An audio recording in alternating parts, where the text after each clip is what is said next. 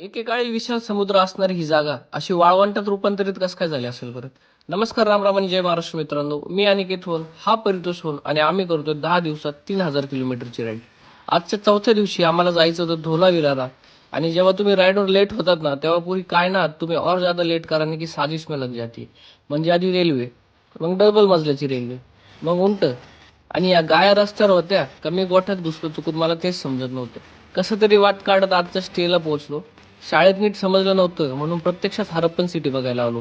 म्हणजे सिंधू घाटी सभ्यता, जी 5000 वर्षे जुनी असून एक वेल प्लॅन्ड सिटी होती, ज्यात विहिरी, नाले, धान्य कोठी, मडके, दागिने आणि यांची स्वतःची मुद्रा सुद्धा होती. सिटी 3 भागात विभागलेली होती, ज्यात सिताडेल म्हणजे ऍडमिनिस्ट्रेटिव्ह अर्थात रुलिंग लोक राहत होते, मिडल टाउन ज्यात व्यापारी वर्ग आणि लोअर टाउन ज्यात मजूर वर्ग राहत होता. आणि मग आम्ही गेलो Rann of Kutch road to heaven बघायला, जो 30 किलोमीटरचा सरळ रोड असून दोन्ही बाजूला व्हाईट रन म्हणजेच मिठाचं वाळवंट होतं. एकेकाळी हा समुद्र होतात असं म्हणतात, पण जिओग्राफिकल चेंजेसमुळे समुद्र आटून समोर आलं ते हे व्हाईट रन.